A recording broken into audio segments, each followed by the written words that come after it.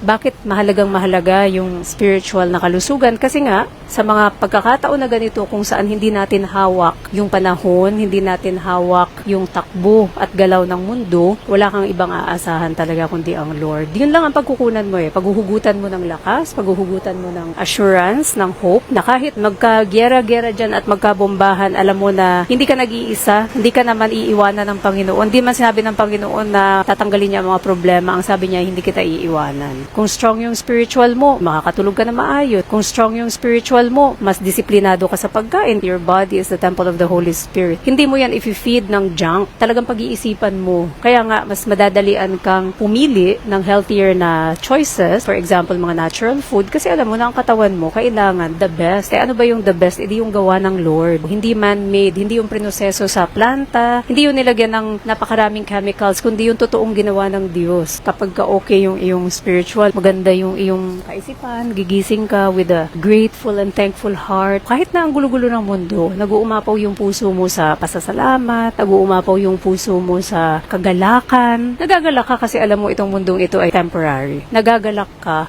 kasi alam mo that He is in control. Ano pa man ang mangyari, alam natin the Lord remains sovereign. Siya po ang masusunod. Siya ang may control ng lahat. Siya ang dapat nating pagtiwalaan.